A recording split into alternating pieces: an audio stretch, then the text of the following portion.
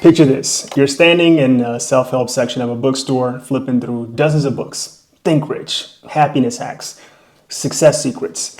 You buy one, it's inspiring for a week, then life smacks you in the face again, and you're right back to square one. Here's the truth. Most people spend years jumping from book to book looking for that magic answer to life's questions. But what if I told you that you don't actually need to read 50 books to figure out how to live a good, successful, and respected life? In my opinion, you need just four books that give you wisdom to understand the world and yourself, financial control to take care of what matters to you, insights into people and influence and why they do what they do and why they put up with what they put up with, and finally, discipline to actually apply it all. For most of you, I firmly believe once you've read these books, 90% of every other self-improvement book will feel very repetitive. Let's start with the most important one of them all, the Bible. Now, I can almost hear you saying, I'm not religious. Do I really need this? And my answer is absolutely. Here's why. The Bible teaches a foundational principle that applies to everyone. The fear of God is the beginning of wisdom. Now, don't panic. It's not about faith alone. Think of it as an understanding that there is a higher order, a standard, a universal framework that deserves your attention. And following it, quite frankly, makes your decisions wiser, your relationships stronger, and life much more aligned. Now, let's bring that to life with a few stories. Joseph in Egypt, sold into slavery by his own brothers, Joseph could have given up. Instead, he learned to manage resources, interpret events strategically, and eventually managed Egypt's grain supply during famine. The takeaway: strategic thinking, patience, and integrity lead to lasting influence. Now there's David, from shepherd boy to king. David faced a lot of betrayals, battles, and more failures, but he navigated them with foresight, courage, and learning from mistakes. The lesson here is leadership, resilience, and character matter much more than just raw talent. Now there's Proverbs chapter 13, verse 11. It says, wealth gained hastily will dwindle, but whoever gathers little by little will increase it. That principle applies to money, relationships, skills, and even your reputation. Life is a long game. Don't chase shortcuts. And last but not least, there's Jesus, and specifically in Matthew chapter 7, verse 24, where Jesus talks about the wise man who builds his house on a rock versus the foolish man who builds it on sand. Now, at first glance, it's just construction advice, but really, it's a blueprint for life. When the storm comes, and they always do, whether that's financial struggles, relationship breakdowns, health scares, the person who built it on the rock of God's wisdom stands firm. However, the one who built on shifting sand, chasing money or ego, collapses. The Bible is that rock. It's not about blind religion, it's about foundation. And here's the kicker. Every book ever written borrows something from the Bible. Even self-help books echo its stories, morals, and lessons. And logically speaking, there is literally nothing to lose and everything to gain by reading it. Next, there is The Total Money Makeover by Dave Ramsey. Money is one of the most stressful things in life, but it doesn't have to be. Ramsey gives a simple step-by-step plan to get out of debt, save, and invest wisely. And here's the thing, it actually works. Here are some examples. There is the debt snowball, which is listing debts smallest to largest, pay the smallest first, gain momentum, then tackle the next.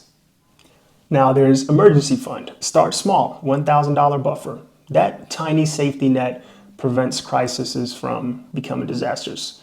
This one step alone can save relationships, careers, and even just your overall mental health. And then there's also budgeting. Assign every dollar a job. This doesn't need to be complicated. Just know where your money is going. Simplicity is the point here. Personal finance is supposed to be really simple, yet most people just overcomplicate it. And here's the bottom line. Apply these steps consistently and you'll be better off than 90% of the population. And as a result, you'll start to see massive improvements in your financial stress, freedom, and options. And once your money is under control, You can focus on relationships, career, and personal growth without constantly stressing about bills. Now, this one makes people a little uncomfortable.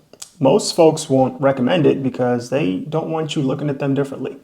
They're worried that you'll start thinking, wait, are you using these tactics on me? And honestly, they probably are. Politicians, CEOs, your manager, even that coworker who always seems to get their way.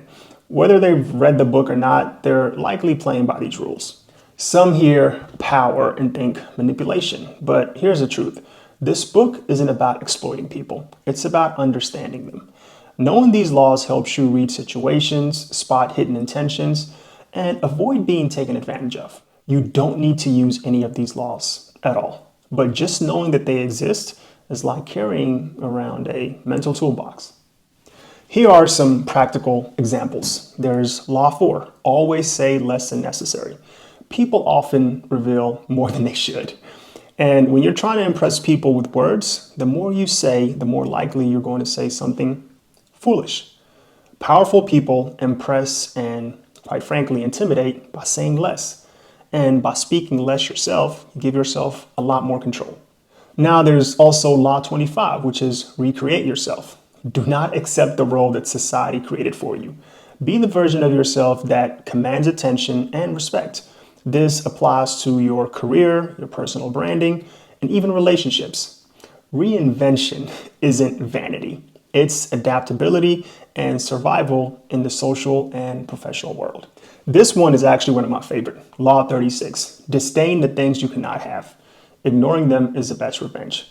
Obsession is a trap. Instead of fixating on what you can't control, focus on what you can improve. Career, envy, relationship struggles, and missed opportunities eventually all become manageable when you stop wasting energy on things beyond your reach. And then there's Law 42, strike the shepherd and the sheep will scatter. Identify the source of problems, not just the symptoms. Whether it's a toxic team member, a negative influence in your life, or just an overall bad habit, address the root rather than just the surface level. So you get the idea. It's like learning the rules of a game that you didn't even know that you were playing. Read people, understand their intentions, and you protect yourself and make better decisions. Finally, No Excuses by Brian Tracy. So knowledge, money, and social understandings are useless unless you actually act and take action. This book teaches self-discipline, doing what needs to be done even when motivation is low.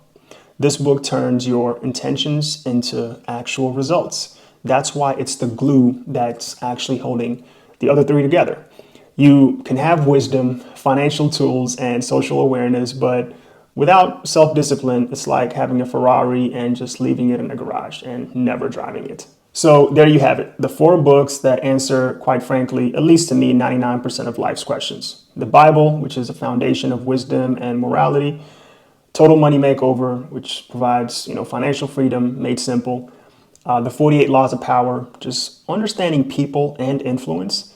And then there's No Excuses, which focuses on self-discipline that turns knowledge into action. So read these, implement the lessons, and you've essentially figured out everything.